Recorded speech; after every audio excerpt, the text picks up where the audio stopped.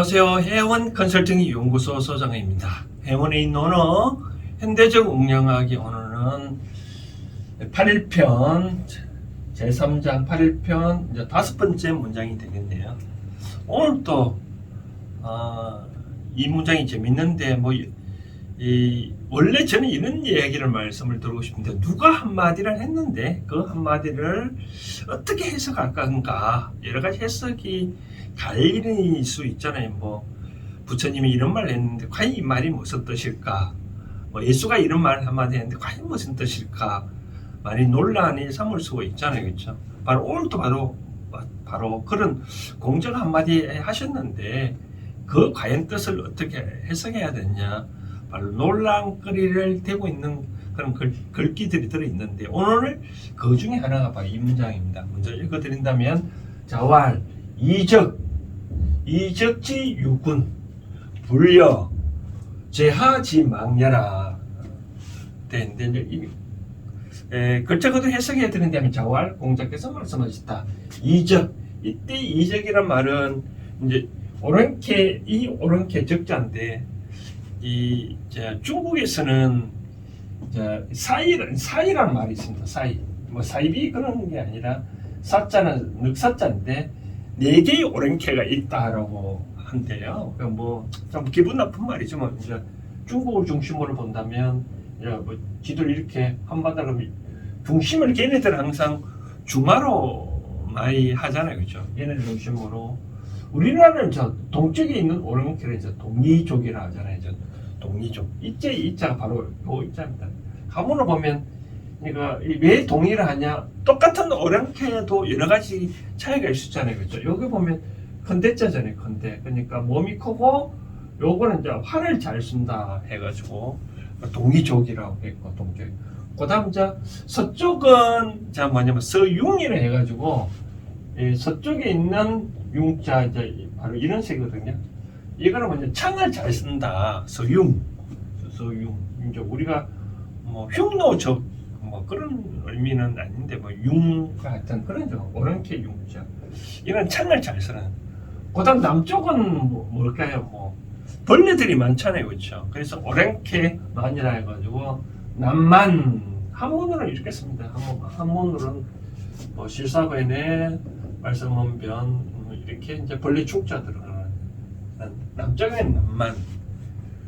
북쪽에 있는 거를 북적이라 하거든요. 북적. 요 적자. 요는 늑대가 많다라고 그런 거예요. 그래서 여기가 이만융적 이렇게 얘기를 하는데 다 오랑캐 그런 뜻인데 요 바로 이적이 바로 그런 줄여서 이 사실을 사이 4개의 오랑캐를 줄여서 이적이라 하는 거 봅니다. 이적에도 임금이 있다. 그렇죠. 각종 지네들만 임금이 있는 게 아니라 바깥에 이 오랑캐도 임금이 있다. 그런데 이 불려는 같지 않다. 같지 않다. 요거는 이런 표현을 쓰는 것 같으면 A 불려 B라면 A는 B와 같지 않다라고 보면 결국 B가 낫다는 그런 의미거든요. 그러니까 A가 A보다는 차라리 이거보다는 B가 낫다라고 그런 의미를 쓰는 것 같아요. 그러면 그도에서는 제하는 제후를 의미하니까 얘네들 중국을 말하는 거예요. 이 제후족에는 지망려라. 이 망은 망한다니까 다른 말로 표현하면 여기는 없을무차 없다와 같다는 그런 뜻이에요. 제하에 중국에는 임금이 없는 것과 없는 것보다 다르다, 같지 않다, 다르다. 그러면 예를 들어서 있는 글자를 풀이를 해보면 오랑캐 족들한테 임금이 있는데 우리나라는 중국에는 임금이 없는 것보다 못하다라고 바로 그런 얘기를 하는 거예요. 그러면 얘기는 무슨 뜻일까요? 옛날에는 한데 고주는 바로 그런 얘기를 한대요. 고주. 옛날 해석에서는 어떤 의미로 해석해 들었냐면 중국에는 걔네들은 애가 유잖아요. 그러니까 노나라 중심으로 이제 이 노나라의 최초의 탄생은 주공이라 있으니 주공의 아들이 이제 자 나라를 자 하사 받아가지고 노나라 되는데 그만큼 중국에는 주공이 여러 가지 예절을 많이 이제 다듬었잖아요. 그래서 그렇기 때문에 이 중국에는 애가 있다. 그런데 이제그 국가에 너희들은 임금이 있지만 애가 없지 않느냐. 우리는 비록 이 당시에 공자가 뭐 얘기를 했잖아요. 제가 뭐 사만시의 그 피해를 당해서 왕이 있으나 마나 그런 이제 뭐 처지에 놓여 있잖아요. 그렇죠? 그렇지만 공자의 입장에서는 이제 이와 같이 뭐 왕이 있으나 마나 그런 국가이지만 그래도 우리는 이 예절이라는 것이 있기 때문에 동계적 즉 오랑캐 국가는 임금이 있지만 너희들은 애가 없지 않느냐. 결국 우리보다 낫다. 뭐 그런 쪽으로 옛날에는 그렇게 해석을 했대요. 만약에 공자가 만약 이런 쪽으로 얘기를 했다 그러면 완전 중화사상이죠. 그렇죠? 중화사상 오랑캐 국가에 뭐 너희들 왕이 있으나 애도 모르는 그런 국가가 무슨 국가냐 무슨 왕이냐 그런 뜻으로 풀이도 되겠죠.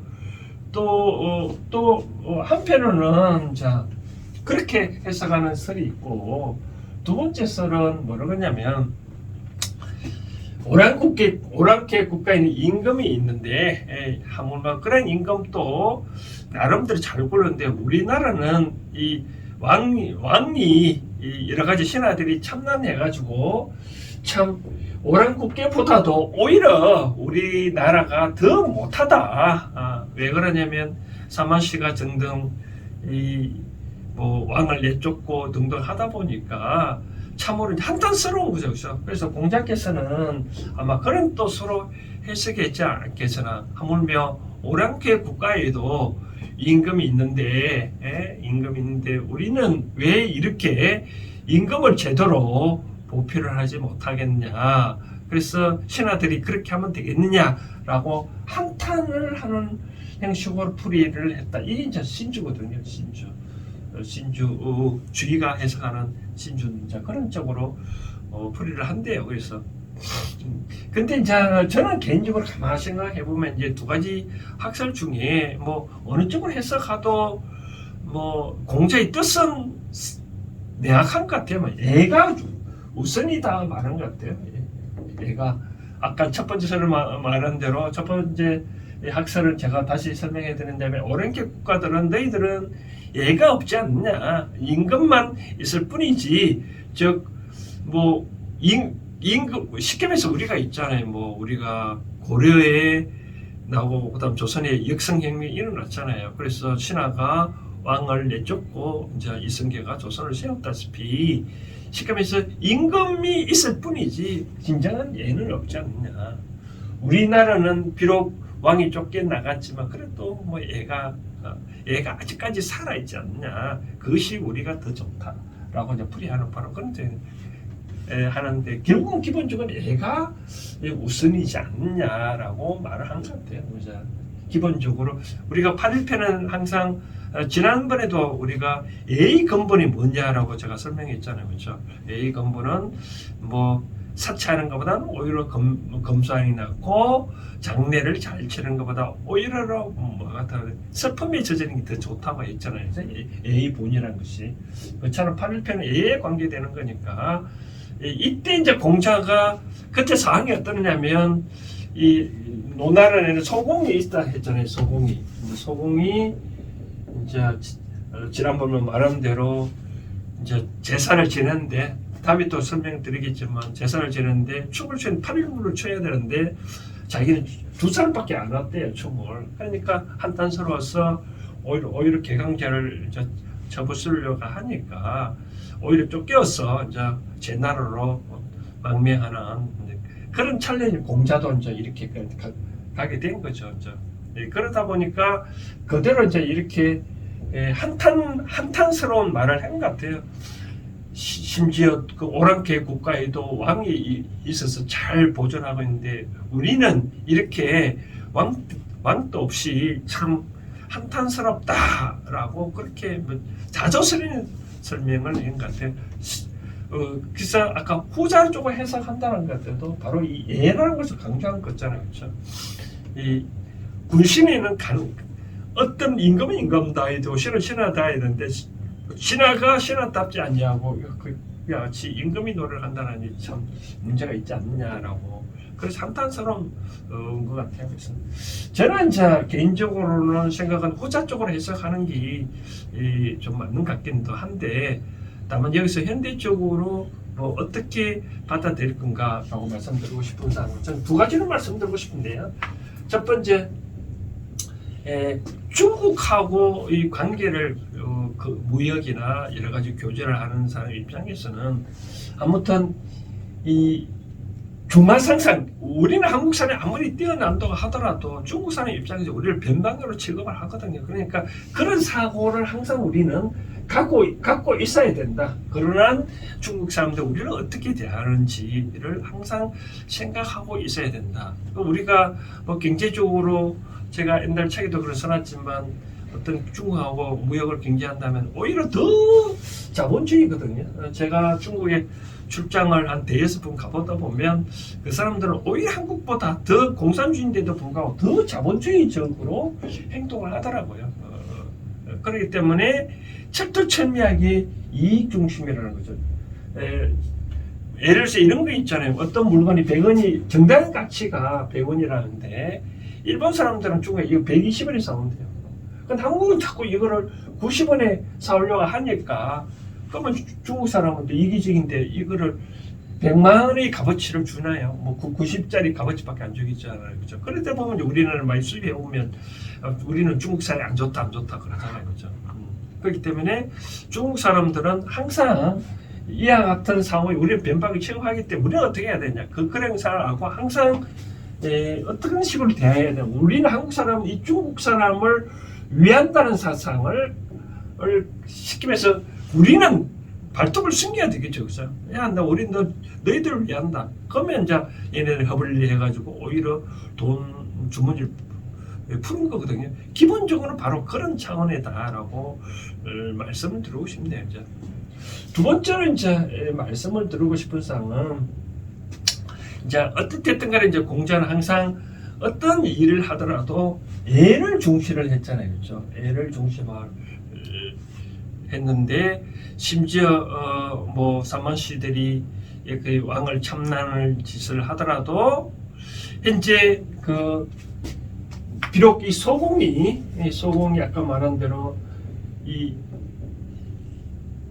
오랑캐 국가처럼 어떤 왕도를 유지하는 것보다도 나는 정당하게 내 입장을 유지를 해서 즉 애로서 유지를 하려고 보니까 이게 안 되죠.